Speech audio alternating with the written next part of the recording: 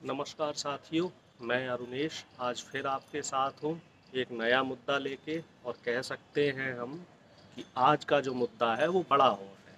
जी, सीधा हम मुद्दे की बात करते हैं। आज का मुद्दा है गोदी मीडिया। तो शायद आपने ध्यान दिया होगा कि कल एक वीडियो वायरल हो रहा था जिसमें एक बड़ा प्रतिष्ठित न्यूज़ चैनल है, जिस न्यूज़ चैनल के कथाकथित एंकर और उसकी पूरी क्रू टीम अभी जो 5 राज्यों के चुनाव हुए हैं, उन चुनाव के परिणाम के बाद जैसे कि आपने देखा कि 4 राज्यों में भारतीय जनता पार्टी को बहुमत मिला और एक राज्य में आम आदमी पार्टी जीती है। तो उसमें होली से रिलेटेड एक गाना बज रहा था जिसमें मोदी जी का जिक्र हो रहा था और भारतीय जनता पार्टी की जीत का जिक्र हो रहा था। और जो कथाकथित मीडिया है, जो अपने आप को निष्पक्ष कहता है, देखो ये वीडियो बनाने के पीछे मेरा जो मकसद है वो सिर्फ इतना है कि मैं ये बताना चाह रहा हूँ कि लोकतंत्र का जो चौथा स्तंभ है मीडिया, जिसके लिए बहुत सारे मित्र हैं जो कहते हैं नहीं साहब मीडिया निष्पक्ष है। और मुझे 2-3 लोगों के फ़ोन भी आए थे, कल 2-4 लोगों के फ़ोन आए थे। तो वो लोग ये कह रहे हैं नहीं साहब आप तो बहुत ज़्यादा बायस्ड हो और आपकी जो विचारधारा है वो वामपंथी विचारधारा है, देश विरोधी विचारधारा है। तो मुझे इत्तेफाकन ये वीडियो मिला, तो मेरा जो बताने का अ, अ, जो मेरा बताने का जो उद्देश्य है आप लोगों को इस वीडियो के माध्यम से, वो उद्देश्य ये है कि मीडिया अपना काम निष्पक्षता से नहीं कर रहा है। लोकतंत्र का चौथा स्तंभ है। आप अगर निष्पक्ष होने की बात करते हैं, आप कहते हैं कि हम निष्पक्ष खबरें दिखा रहे हैं, तो इस तरीके का क्यों भाई? समीक्षा होनी चाहिए, ठीक है, जीत की बधाई दे दीजिए, जो पार्टी जीती है उसकी बधाई। अब उसमें जो डांस हो रहा है, जिस तरीके से मीडिया चैनल वाले ठुमके लगाते हुए नजर आ रहे हैं, तो उससे साफ दिखाई दे रहा है कि इनको इनका पैसा मिला, इनका हिस्सा मिला। जो हिस्सा मिला उस हिस्सेदारी का इन्होंने पूरी वफादारी के साथ निर्वहन किया और उस निर्वहन करने के बाद जब इनकी जीत हुई तो उस जीत का जश्न मनाया। और ये जीत का जश्न साफ तौर पे देखने में आ रहा था, जिस तरीके से ये लोग खुशी जाहिर कर रहे थे। तो अब प्रश्न ये उठता है, इलेक्शन कमीशन निष्पक्ष नहीं है, कई जगह धांधलियां हुई थी, उस पे इलेक्शन कमीशन ने कोई खास एक्शन नहीं लिया। खैर चलो, अलग अलग पर्सपेक्ट हैं, अलग अलग दृष्टिकोण हैं। और मीडिया जो अपने आप को निष्पक्ष कहता है, तो मेरा आप लोगों के माध्यम से उन तक ये कहने का एक उद्देश्य है कि अपने आप को अब निष्पक्ष कहना छोड़ दीजिए। आप स्पष्ट तौर पे बोलिए कि हम भारतीय जनता पार्टी की मीडिया है। सच है तो सच को स्वीकारो, स्वीकारने में कोई बुराई नहीं है। जैसे मैं स्वीकारता हूँ कि मैं भारतीय जनता पार्टी की बीजेपी की विचारधारा से सहमत नहीं। जो इनकी विचारधारा है, उस विचारधारा में जो इनकी कथनी है, कथनी कुछ और होती है, करनी कुछ और होती है। इनका जो दिखाने का है कि हम राष्ट्र का निर्माण कर रहे हैं, तो वो सिर्फ दिखावा है। जो हकीकत है वो हकीकत कहीं इससे अलग है। खैर ये चर्चा के विषय हैं, चर्चाएं चलती रहेंगी। विचारधारा की लड़ाई है। भारतीय जनता पार्टी को बहुमत मिला है, हम इस जनादेश का स्वागत करते हैं, इस बहुमत का स्वागत करते हैं। और हम उम्मीद करते हैं कि इस बार ये लोग ईमानदारी से काम करेंगे। अगर कहीं भी गड़बड़ी रहेगी तो मैं तो अपना काम ईमानदारी से कर रहा हूँ और करता रहूँगा।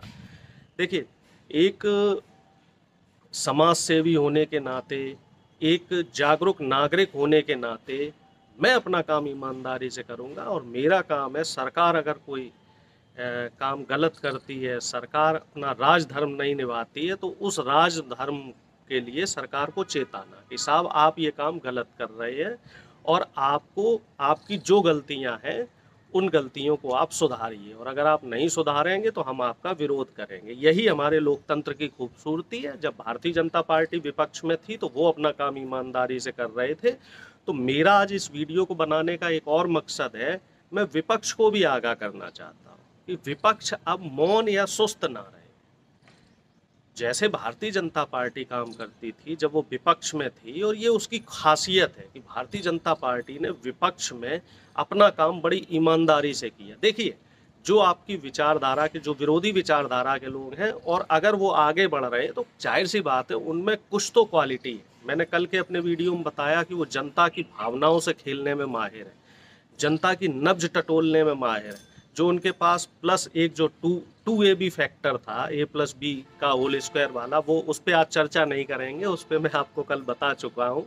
अगर आपने वो वीडियो नहीं देखा है तो कल वाले वीडियो को आप देख सकते हैं, उसमें मैंने डिटेल से चीज़ें बताई हैं। आज हमारा चर्चा का विषय है गोदी मीडिया और विपक्ष की भूमिका। तो विपक्ष अपना काम ईमानदारी से क्यों नहीं कर रहा है? अब जैसे हमने देखा कि चुनाव खत्म हुए, नड्डा साहब जो बीजेपी के अध्यक्ष हैं, वो चुनाव प्रचार में लग गए। मोदी जी भी गुजरात पहुंच गए, अपनी माँ से मिले और उन्होंने गुजरात की तैयारी का बिगुल फूंक दिया। और विपक्ष कहाँ है? विपक्ष अभी भी समीक्षा भी नहीं कर रहा। विपक्ष सिर्फ ट्विटर पे है और ट्विटर पे भी सक्रिय नहीं है। देखिए, अब हालात बदल गए हैं। अब आपको 12 महीने एक्टिव रहना है, सक्रिय रहना पड़ेगा। जो कार्यकर्ता है, जिस कार्यकर्ता का मनोबल टूटा हुआ है, जिसने आपके लिए भाग दौड़ की, जिसने आपके लिए वोट डलवाने का काम किया, जिसने आपके लिए चुनाव प्रचार किया, तो कम से कम उसका मनोबल बढ़ाइए।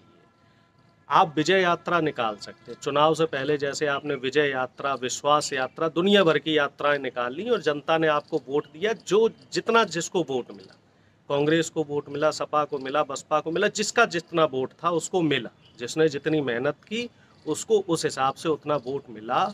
अब उन नेताओं की जिम्मेदारी बनती है कि अपने अपने जिलों में, अपने अपने राज्यों में धन्यवाद यात्राएं भी निकालें। जिस जनता ने आपको वोट दिया है, चाहे 10 वोट मिले हों किसी को, चाहे 10,000 मिले हों, चाहे 1 लाख मिले हों, चाहे 5 लाख मिले हों, जिस विधायक प्रत्याशी को जितने वोट मिले हैं और जिस नेता विपक्ष को जितने वोट मिले हैं, वो उसकी जिम्मेदारी है कि वो अपना काम ईमानदारी से करे और जनता तक पहुँचे, उनका धन्यवाद अदा करे और उनको पूरा विश्वास दिलाए कि अब फिर से वही लड़ाई चलेगी, 5 साल चलेगी, अगले चुनाव तक चलेगी। जब भी आपके लिए कोई समस्या होगी, जब भी आपको कोई दिक्कत होगी, जब भी आपको कोई परेशानी होगी, जब भी आपके साथ कोई अन्याय होगा, तो हम आपके साथ खड़े हैं, आपकी आवाज़ उठाएंगे। ऐसा नहीं है साहब कि चुनाव के 2 महीने 3 महीने पहले प्रकट हो जाए। राजनीति अब बदल चुकी है, अब आपको लगातार सक्रिय रहना पड़ेगा। मैंने कल भी इस चीज़ को बताया था, परसों भी इस चीज़ को बताया था। और गोदी मीडिया की जो बात करें हम, तो गोदी मीडिया का जो रोल है वो बड़ा ही इस समय जो है वो संदेह के घेरे में है कि किस तरीके से मैं देख रहा था कि गोदी मीडिया वाले जो लोग थे वो कैसे ठुमके लगा रहे थे, कैसे डांस कर रहे थे और कैसे वो कलाबाजियाँ कर रहे थे। तो मेरा ये कहने का है कि आप सब खुल के आइए, आप सब खुल के बताइए, आप सब खुल के बोलिए इस बात को कि हाँ जी, हम मोदी मीडिया हैं, हम निष्पक्ष मीडिया नहीं है। मोदी जी हमें जितने पैसे देंगे उस हिसाब से चीज़ों को हम दिखाएंगे। और मीडिया के भी इसमें जो है, अब जो कल मैं एक अपने साथी से चर्चा कर रहा था कि अब जो मीडिया है, जो मेन स्ट्रीम मीडिया है, इसको मीडिया की श्रेणी से हटा देना चाहिए और इसके अलावा इनको इंटरटेनमेंट या जो cartoon network, Pogo channel in पे आते हैं, इस श्रेणी में डाल देना चाहिए। क्योंकि अब सही खबरें नहीं दिखाई जा रही हैं। जनता की आवाज़ पहुंचाने के जो माध्यम है, अब माध्यम बदल रहे हैं। आज से 50 साल पहले, 60 साल पहले जो माध्यम था, अखबार हुआ करता था। अखबार की निष्पक्षता पे प्रश्नवाचक चिन्ह लगे तो इलेक्ट्रॉनिक मीडिया ने इसकी जगह ली। अब पिछले 7 से 8 साल में ये देखने में आ रहा है कि इलेक्ट्रॉनिक मीडिया भी एक पार्टी विशेष की खबरें दिखा रहा है, विपक्ष की खबरों को मजबूती से नहीं दिखा रहा है। तो अब मुझे लगता है कि उस स्थान को सोशल मीडिया को लेना पड़ेगा। जो यूट्यूब के चैनल्स हैं, फेसबुक के चैनल्स हैं या ट्विटर पे जो माध्यम है और भी तमाम जो सोशल मीडिया के माध्यम है, अब मुझे लग रहा है आने वाला ज़माना अब उसी का है, सोशल मीडिया का है। और सोशल मीडिया के जो चैनल्स हैं, तो उनसे भी मेरी अपील है कि निष्पक्ष खबरें दिखाएं, वो भी बायस्ड ना हो। क्योंकि कुछ चैनल्स मैंने देखे हैं कि वो सिर्फ एक पार्टी की खबरें दिखाते हैं, कुछ चैनल्स मैंने देखे हैं वो सिर्फ दूसरी पार्टी की खबरें दिखाते हैं। अब लोग आप पे विश्वास कर रहे हैं तो आप सच दिखाएं, सच चाहे वो किसी भी तरफ हो, सच को दिखाएं। देखिए, सच की उम्र लंबी होती है, सच को परीक्षा देनी पड़ती है, लेकिन जीत हमेशा सच की होती है। थोड़ा समय लगता है, लेकिन जो झूठ के बादल है वो छटने में ज़्यादा समय नहीं लगता। ठीक है, झूठ की उम्र बहुत ज़्यादा नहीं होती है। और ये एक और अलग चर्चा का विषय है, विचारधारा वाला, झूठ वाला, सच वाला। इस पे हम आगे भी आते रहेंगे, क्योंकि साथियों, मैं अपना काम ईमानदारी से कर रहा हूँ, करता रहूँगा। आप ये मत समझिएगा कि साहब चुनाव हार गए हैं तो हौसले डिग गए हैं। हौसले अब भी बुलंद हैं, आवाज़ अब भी उठती रहेगी, और जहाँ जहाँ सरकार गलत काम करेगी उन गलत नीतियों के लिए मैं विरोध करता रहा हूँ, मैं विरोध करता रहूँगा, जो मेरी कैपेसिटी है। और आपके पास भी अगर कोई इस तरह के मुद्दे हैं तो आप मेरे साथ साझा कीजिए, मैं आपकी आवाज़ बनूँगा। और मैं फिर आपसे अपील करना चाहता हूँ कि मेरे इस वीडियो को, अगर आपको मेरी बातें ठीक लग रही हो, तो ज़्यादा से ज़्यादा शेयर कीजिए, कमेंट कीजिए, लाइक कीजिए, चैनल को सब्सक्राइब कीजिए। मुझे फेसबुक पेज पे फॉलो कर सकते हैं, लिंक आपके सामने इस वीडियो में। मुझे ट्विटर पे फॉलो कर सकते हैं। और अगर आपको लगता है कि मुद्दों में कुछ सुधार की गुंजाइश है या मेरे बातों में कुछ सुधार की गुंजाइश है, तो वो आप के जो बहुमूल्य सुझाव हैं उनका हमेशा स्वागत रहेगा, तहे दिल से स्वागत रहेगा, खुले दिल से स्वागत रहेगा। मैं उस तरह के लोगों में नहीं हूँ कि अगर मुझे आपकी विचारधारा पसंद नहीं आ रही है तो आप देशद्रोही हैं। नहीं साहब, इस देश के सभी इस देश के नागरिक हैं। विचारधाराएं भिन्न हो सकती हैं, मतभेद हो सकता है, मनभेद नहीं होना चाहिए। अटल बिहारी वाजपेयी जी ने भी कहा था कि भाई सरकारें आती रहती हैं, जाती रहती हैं।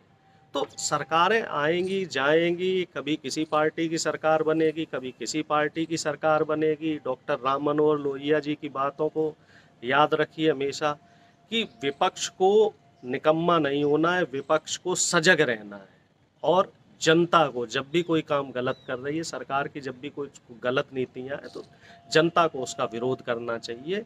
तो वो काम आप लोग भी ईमानदारी से कीजिए, हम भी ईमानदारी से करेंगे। हम वोट देते हैं और लोकतांत्रिक देश है, जब तक देश में लोकतंत्र है तब तक हम लोग विरोध करते रहेंगे। हाँ, डिक्टेटरशिप आ जाएगी तब बात अलग है, तब की तब देखी जाएगी, तब क्रांति होगी, सैलाब होगा। तो मैं अपनी बात यहीं ख़त्म करता हूँ। उम्मीद करता हूँ आप मेरी बातों से सहमत रहेंगे। आपका दिन शुभ रहे। बहुत बहुत धन्यवाद।